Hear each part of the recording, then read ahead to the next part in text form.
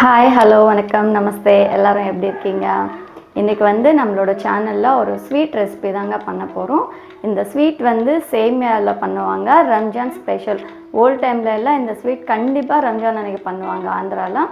But இப்போல்லாம் நிறைய பேர் பண்ணுறதில்ல. ஏன் அப்படின்னா இந்த சேமியா வந்து ஹோம்மேட் சேமியாலாம் பண்ணுவாங்க. ஸோ அப்படி பண்ணால் தான் சூப்பராக இருக்கும். எனக்கு வந்து நிறைய பேர்கிட்ட ட்ரை பண்ணியிருக்கேன், ஃப்ரெண்ட்ஸ் கிட்டெல்லாம். பட் அந்த ஹோம்மேட் சேமியா இப்போல்லாம் யாரும் பண்ணுறதில்ல அப்படின்னு சொன்னாங்க. ஸோ நான் எனக்கு வந்து நம்ம எம்டிஆர் சேமியாவில் தான் பண்ணிகிட்ருக்கேன். ஸோ எப்படி பண்ணணும் அண்ட் என்னென்ன இன்க்ரீடியன்ட்ஸ் வேணும்னு சொல்லிட்டு பார்க்கலாம் வாங்க.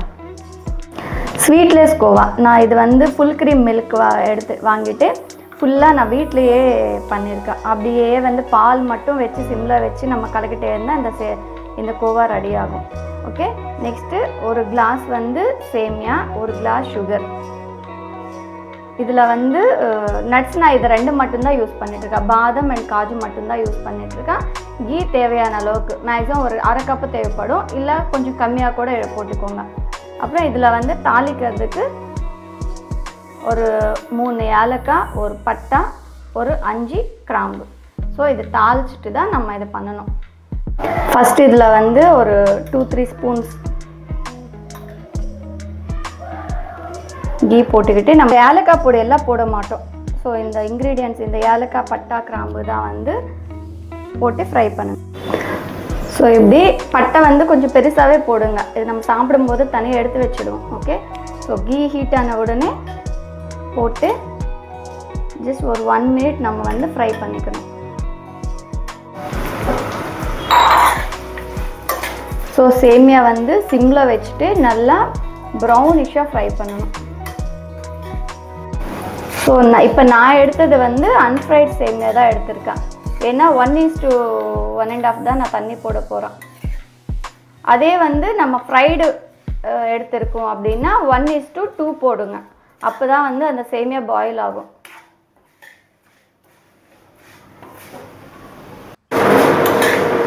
ஸோ நல்லா ப்ரௌனாக இருக்குது, தெரியுதா? ஸோ இப்போது நம்ம வந்து ஒரு கிளாஸ் வந்து சேமியா எடுத்துருக்கோம். ஸோ அதனால் 1.5 கிளாஸ் தண்ணி போட்டுக்கலாம்.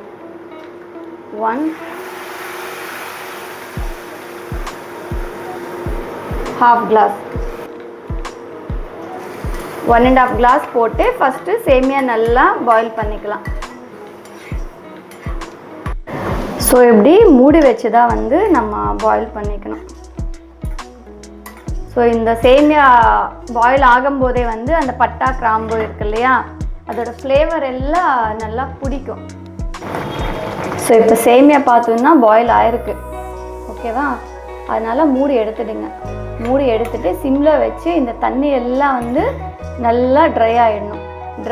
தண்ணியே இல்லாமல் சேமியா ட்ரை பண்ணணும்.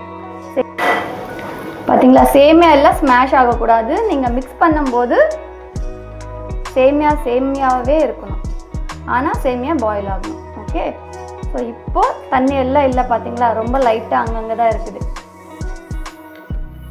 அண்ட் சேமியா கூட பாயில் ஆகிருக்கு, தெரியுதா? ஸோ இந்த டைமில் நம்ம சுகர் போடணும். ஒரு கிளாஸ் சேமியாவுக்கு 1 கிளாஸ் சுகர்.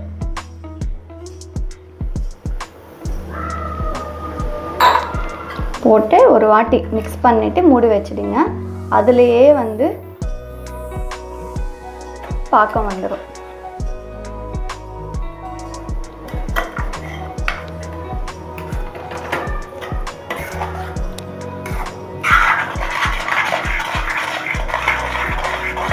அதுலேயே வாட்டர் ரிலீஸ் ஆகுது, பார்க்குறீங்களா?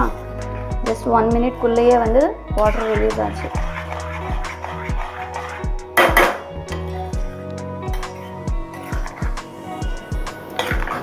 தெரியுதா?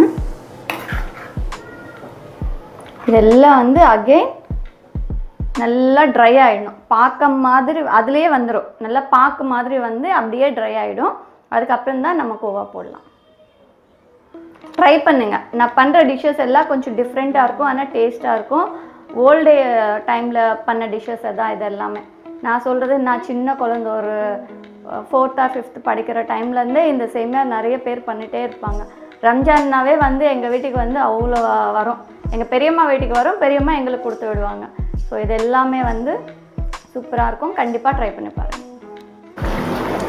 இப்படி பார்த்தீங்களா எப்படி எவ்வளோ வந்திருக்குன்னு. சிம்லேயே வச்சு பண்ணுங்கள், அப்போ தான் வந்து அந்த பாக்கெல்லாம் நல்லா வரும்.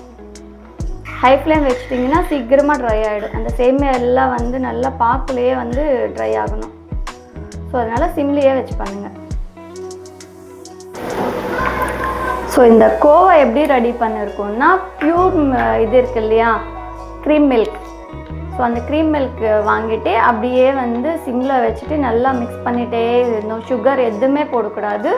பிளெயின் கோவா, உங்களுக்கு எல்லாம் கடையில் வந்து பிளெயின் கோவா கிடைச்சா அந்த பிளெயின் கோவா வாங்கிக்கோங்க. நான் இங்கே 2 வாட்டி பண்ணி பார்த்தா எனக்கு வந்து பிளெயின் கோவாவே கிடைக்கல. தட்டும் டேஸ்ட் நல்லாவே இல்லை. ஸோ அதனால் நான் வீட்டிலையே வந்து பிளெயின் கோவா ரெடி பண்ணிட்டு தான் பண்ணிகிட்ருக்கேன். இந்த மாதிரி பியூர் பிளெயின் கோவா போட்டால் தான் இந்த சேமியாவோட டேஸ்ட் நல்லாயிருக்கும். ஸோ நீங்கள் வந்து பியூர் மில்க் வாங்கிட்டு வீட்டிலையே பண்ணுங்கள், வெளியே கிடைக்கல அப்படின்னா. இந்த ஒரு கிளாஸுக்கு வந்து 1/2 லிட்டரில் நான் பண்ண கோவா இது. ஒரு 1/2 லிட்டர் பால் பண்ணால் இவ்வளோ தான் வந்திருக்கு. ஸோ இந்த ஒரு கிளாஸ் சேமியாவுக்கு வந்து 1/2 லிட்டர் பாலை நம்ம கோவா பண்ணால் கரெக்டாக இருக்கும். பார்த்தீங்களா, இந்த மாதிரி தண்ணி எல்லாம் வந்து ட்ரை ஆச்சு, எதுவும் அந்தளவுக்கு கிடையாது. ஓகே, இந்த மாதிரி டைமில் கொஞ்சம் லைட்டாக லிக்விடே இருக்கும், அவ்வளோதான். தெரியுதா, பாக்கெல்லாம் ட்ரை ஆச்சு. ஸோ இந்த மாதிரி டைமில் நம்ம கோவா போட்டுக்கலாம்.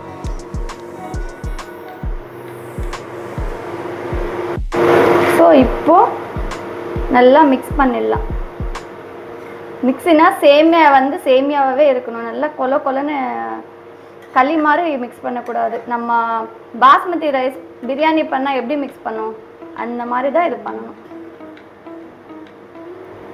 ஓகே, ஸோ இந்த கோவா இருக்கு இல்லையா, கட்டி கட்டியாக, இந்த கோவா எல்லாம் வந்து சேமியாவில் நல்லா மிக்ஸ் ஆகிடும். ஸோ இப்போது நெய் போட்டுட்டு நம்ம நட்ஸ் இருக்கு இல்லையா, ஸோ நட்ஸ் வந்து குட்டி குட்டி பீசஸாக கட் பண்ணி வச்சுக்கணும். இந்த மாதிரி குட்டி குட்டி பீசஸாக கட் பண்ணி வச்சுட்டு நல்லா ப்ரௌனாக வந்து ஃப்ரை பண்ணணும். அந்த சேமியா பார்த்தோன்னா அந்த நீட்டாக அந்த கோவாவோட மிக்ஸ் பண்ணிடணும். கோவா சேமியா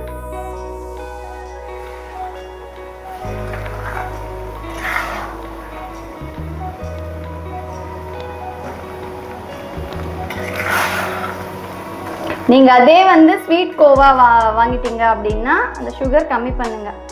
பட் ஃபஸ்ட்டு ப்ரிஃபரபிள் வந்து ஹோம்மேட் கோவா, ஸ்வீட்லெஸ் கோவா தான் டேஸ்ட் நல்லாயிருக்கும். வெளியே பால் கோவா எல்லாம் வந்து அவங்க பால் பவுடர் போட்டு பண்ணுறாங்க. ஸோ அதனால அந்தளவுக்கு டேஸ்ட் நல்லா இருக்காது. ஸோ ப்யூர் பாலில் அப்படியே கோவா மாதிரி பண்ணிட்டு பண்ணால் சூப்பராக இருக்கும்.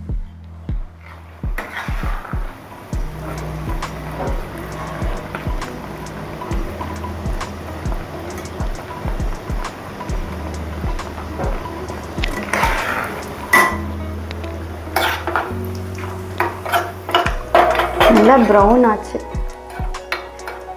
ஓகே, இந்த மாதிரி டைமில் எடுத்து இதில் கொட்டிடணும் அப்படியே நெய்யோட.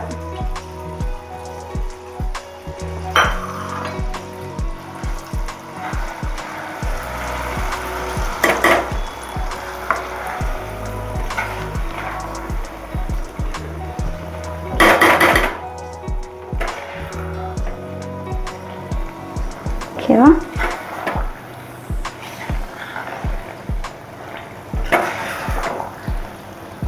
ஸோ அப்படியே விட்டுடுங்க. இன்னொன்று, இந்த சேமியா வந்து சூடாக சாப்பிட்றத விட நெக்ஸ்ட் டே செம்மையாக இருக்கும். ஜென்ரலாக ரம்ஜான் டைமில் என்ன பண்ணுவாங்கன்னா, ரம்ஜானுக்கு பிஃபோர் இருக்கு இல்லையா, அன்றைக்கி ஆஃப்டர்நூன் தான் பண்ணி வச்சுடுவாங்க. ஸோ ரம்ஜான் அன்றைக்கி இந்த ஸ்வீட் சாப்பிடுவாங்க. நெக்ஸ்ட் டே சூப்பராக இருக்கும். இன்றைக்கி பண்ணிவிட்டு நெக்ஸ்ட் டே சாப்பிடுங்க. நீங்கள் ஃப்ரிட்ஜில் வச்சுட்டிங்கன்னா ஒரு 1 வீக் வரையிலும் கூட இருக்கும். அந்த பாக்கத்தில் தானே சேமியா எல்லாம் நல்லா இதாகுது. நம்ம வந்து டைரெக்டாக பால் கூட போடுறது கிடையாது, டைரெக்டாக கோவா தானே பண்ணுறோம். ஸோ சூப்பராக இருக்கும். நெக்ஸ்ட் டே கிடையாது, நெக்ஸ்ட் டேக்கு சூப்பராக இருக்கும். அதுக்கப்புறமா 1 வீக் வரையிலும் ஃப்ரிட்ஜில் வச்சா ஸ்டோர் இருக்கும். இதில் மெயின் கலர்ஸ் போடுவாங்க, ரெட் கலர், க்ரீன் கலர் போடுவாங்க. நான் ஃபஸ்ட் இன்க்ரீடியன்ஸில் சொல்ல மறந்துட்டேன். கலர்ஃபுல்லாக இருக்கும் ரம்ஜான் அன்னைக்கு. ஸோ அவங்க கலர்ஸ் கண்டிப்பாக போடுவாங்க, இந்த ரெட் அண்ட் க்ரீன். ஸோ அந்த கலர்ஃபுல்லான இதுக்காக வந்து நம்மளும் எனக்கு போடுறோம். உங்களுக்கு வேண்டான்னா அவாய்ட் பண்ணிக்கோங்க. ஸோ இந்த மாதிரி நல்லா ட்ரை ரோஸ்ட் பண்ணிடுங்க.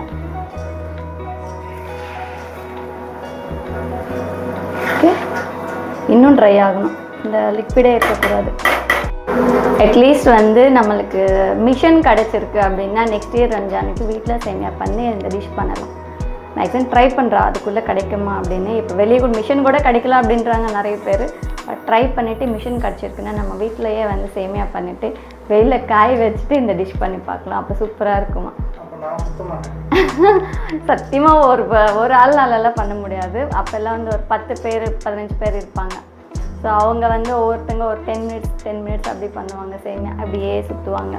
அந்த கட்டில் இருக்கு இல்லையா, கட்டிலுக்கு கட்டி வச்சுட்டு இப்படி சுற்றுவாங்க.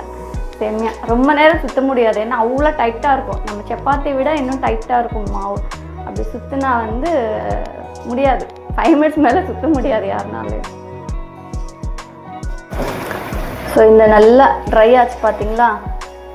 ஸோ இந்த மாதிரி டைமில் நான் கலர் போட்டுட்ருக்கேன். ஓகே, சும்மா நம்ம பண்ணுறதே குவான்டிட்டி கம்மி தான், அதனால்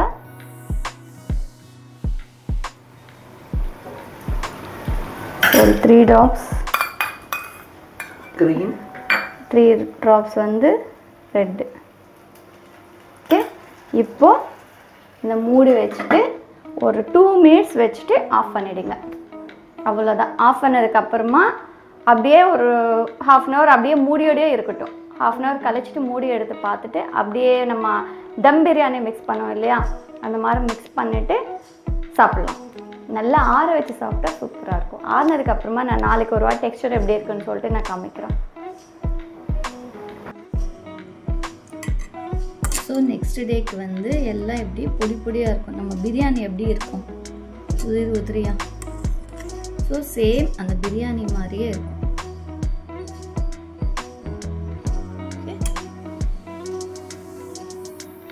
இந்த ரெசிபி உங்களுக்கு பிடிச்சிருந்தா உங்கள் முஸ்லீம் ஃப்ரெண்ட்ஸ்க்கு ஷேர் பண்ணிவிட்டு இந்த ரெசிபி அவங்க பண்ணுவாங்களா, இது ட்ரெடிஷ்னல் ஸ்வீட்டா அப்படின்னு சொல்லிட்டு கேட்டுட்டு எனக்கும் கமெண்ட் பண்ணுங்கள். அண்ட் இந்த வீடியோ உங்களுக்கு பிடிச்சிருந்தா லைக் பண்ணுங்கள், ஷேர் பண்ணுங்கள், கமெண்ட் பண்ணுங்கள். மறக்காமல் சப்ஸ்கிரைப் பண்ணுங்கள். தேங்க்ஸ் ஃபார் வாட்சிங். பாய்.